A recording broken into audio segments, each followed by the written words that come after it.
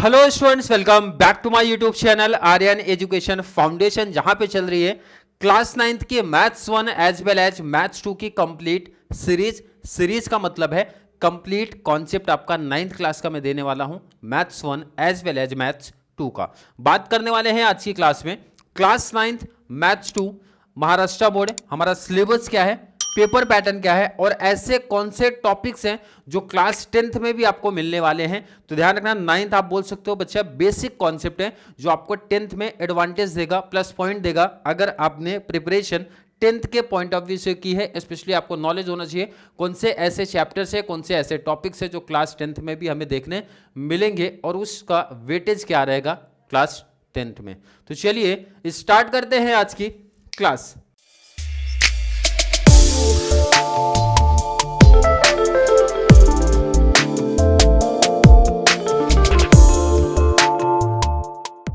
सबसे पहले हर एक बच्चे को आइडिया होना चाहिए कि सर हमारा टॉपिक कितना है, चैप्टर्स कितने, नंबर ऑफ चैप्टर्स की लाइन लगी है। मैथ्स 2 की अगर मैं बात करूं टोटल 9 चैप्टर्स आपको देखने मिल रहे हैं। कितना चैप्टर? 9 चैप्टर्स देखने मिल रहा है।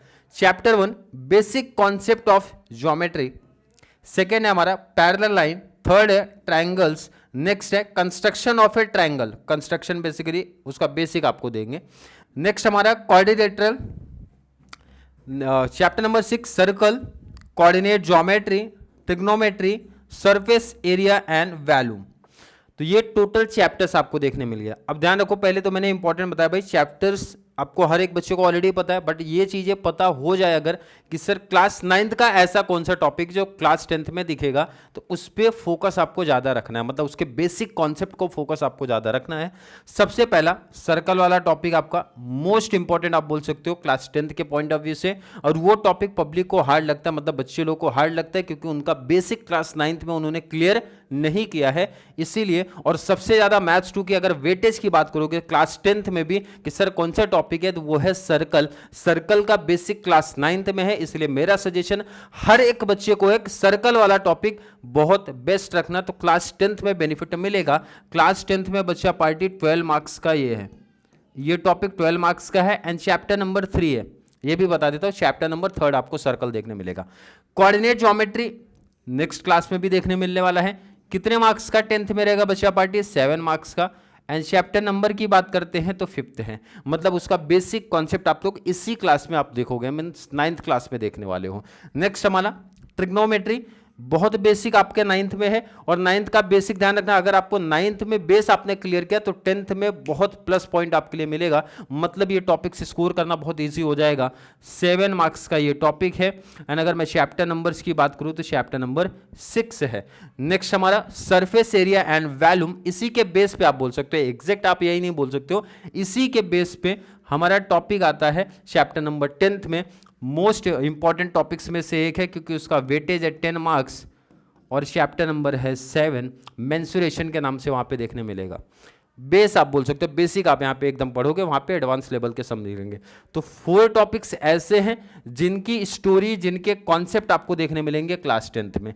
मतलब ये आप बोल सकते हो, आप लोग का एग्जाम हर एक बच्चे को पता होगा सर सेमेस्टर 1 होता है, सेमेस्टर 2 होता है। टोटल चैप्टर्स जरा देख लो आप, 9 चैप्टर्स है, आई होप हर एक बच्चे को पता होगा। अब इसको जरा डिटेल्स में समझते हैं कि सेमेस्टर 1 में आपका जो पेपर होगा कितने चैप्टर्स आएंगे। ऑलमोस्ट हर एक स्कूल में first, second, third, fourth and 5th, starting का 5th चैप्टर क्लास 9th का सेमेस्टर 1 में आएगा। रिमेनिंग जो बच रहे हैं circle, coordinate geometry, trigonometry and surface area वाला टॉपिक, जिसको मैंने बताया बहुत इंपॉर्टेंट है क्योंकि 10th क्लास में ये आपको दिखने वाला है, तो इस पे फोकस बहुत अच्छे तरीके से आपको रखना है, स्पेशली सेमेस्टर 2 में, चाहे मैं मैथ्स 1 की बात करूं या फिर मैथ्स 2 की बात करूं, क्योंकि सेमेस्टर 2 वाले पार्ट ही 10th में जाके आपको रिपीट देखने मिलेंगे। बट यहाँ पे है कि थोड़ा बेसिक आपको क्लियर रखना है बच्चा, जैसे ट्रायंगल का यूज चैप्टर नंबर 1 में आपको देखने मिलता है, क्लास 10th के पॉइंट ऑफ व्यू से बोल रहा हूँ, तो यहाँ पे बेसिक आपका स्ट्रांग होना चाहिए आपका। क्लियर है? स्टार्ट करेंगे चैप्टर नंबर 1 से हम लोग स्टोरी अपनी। क्लियर है कि नहीं? तो यहाँ पे आई होप हर एक बच्चे को सिलेबस समझ में आ गया। सर 9 चैप्टर्स है, 5 चैप्टर्स ऑलमोस्ट हर स्कूल में सेम 1 में रहेगा, एंड रिमेनिंग जो 4 रहेंगे हमारे सेम 2 में रहेंगे, जो हमारा फाइनल एग्जाम जिसको हम लोग बोलते हैं। पेपर पैटर्न मैथ्स 1 अगर आपने देखा है तो वैसे ही मैथ्स 2 का भी पेपर पैटर्न आपको देखने मिलेगा। थोड़ा फास्ट रिपीट कर लेते हैं। क्वेश्चन नंबर 1, ध्यान रखना यहाँ पे ऑप्शन नहीं रहेगा, सॉल्व एमसीक्यूज रहेगा, बोले तो क्वेश्चन देंगे, 4 ऑप्शन रहेगा ABCD, सही ऑप्शन आपको टिक करना है। कितने क्वेश्चन बच्चा पार्टी 1 मार्क्स ईच है, 4 क्वेश्चन है एंड 4 विथ ऑप्शन है। इसका मतलब यहाँ पे ऑप्शन आपको देखने नहीं मिलने वाला है, 4 क्वेश्चन 4 कवर करना है।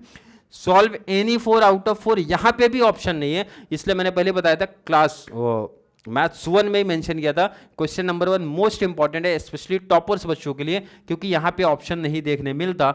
1 मार्क्स ईच है, 4 मार्क्स एंड विथ ऑप्शन भी 4 का ही होता है। क्वेश्चन नंबर 2 पे आते हैं, 2 पार्ट हमारे इसमें है, ए है बी है।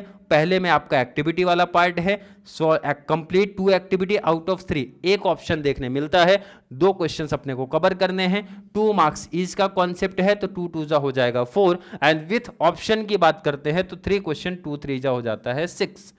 नेक्स्ट आ जाओ, सॉल्व एनी 4 आउट ऑफ 5 सब क्वेश्चंस, यहां पे भी अपने को 5 क्वेश्चंस देंगे, 4 कवर करना मींस 1 ऑप्शन आपको देखने मिलने वाला है। 2 मार्क्स ईच की बात होती है तो 4 2 जा होता है बच्चा पार्टी 8 एंड विथ ऑप्शन की जब बात करते हैं तो 2 5 जा होता है 10। क्वेश्चन नंबर 3 में रिपीट ए बी 2 पार्ट रहेंगे। पहला हमारा एक्टिविटी पार्ट होता है, एनी 1 एक्टिविटी सॉल्व करना है आउट ऑफ 2, मतलब 2 में से 1 सॉल्व कर लो, 3 मार्क्स ईच का कॉन्सेप्ट है, ये 3 का होता है और 3 2 जा होता है हमारा बच्चा पार्टी 6। क्लियर है क्या? नेक्स्ट पे आ जाओ, सॉल्व एनी 2 आउट ऑफ 4 सब क्वेश्चन, बी पार्ट में यहां पे एक प्लस पॉइंट होता है, 4 क्वेश्चंस आएगा, 2 ही सॉल्व करना है, मतलब 2 क्वेश्चन अपने को एक्स्ट्रा देखने मिलेंगे, 2 प्लस पॉइंट क्वेश्चन अपने को रहता है, 3 मार्क्स ईच है, 3 2 जा 6 एंड 4 क्वेश्चन विथ ऑप्शन के साथ में आपको देखने मिलेगा। सबसे इंपॉर्टेंट रहता है बच्चा पार्टी ये वाला question, solve any 2 out of 3 सब क्वेश्चंस, 2 क्वेश्चन कवर करने हैं 3 में से। क्लियर है? 4 मार्क्स ईच है, मतलब ये बड़े लेवल के क्वेश्चन आपको यहाँ पे देखने मिलते हैं, बड़े बड़े क्वेश्चन जो रहेंगे ना वो आपको यहाँ देखने मिलेंगे। 4 2 जा 8 मार्क्स का रहेगा विथ ऑप्शन, 4 3 जा कर दो हो जाएगा। लास्ट क्वेश्चन नंबर 5 की बात करते हैं, सॉल्व एनी 1 आउट ऑफ 2 सब क्वेश्चंस, 3 मार्क्स ईच है, 3 की बात करते हैं। अरे क्लियर है क्या भाई? सिलेबस क्लियर है? आई थिंक हर एक बच्चे को समझा होगा, नोट कर लो, यही फॉर्मेट आपका चलेगा क्लास 10th में भी, उसी के प्रिपरेशन। ध्यान रखना मैंने यूनिट का पेपर पैटर्न नहीं लिखा है, मैंने यहाँ पे आपका सीधा सेमेस्टर बेस में जो पेपर पैटर्न होने वाला है उसकी बात किया है, और यही पैटर्न आपको 10th क्लास में भी फॉलो करना पड़ता है।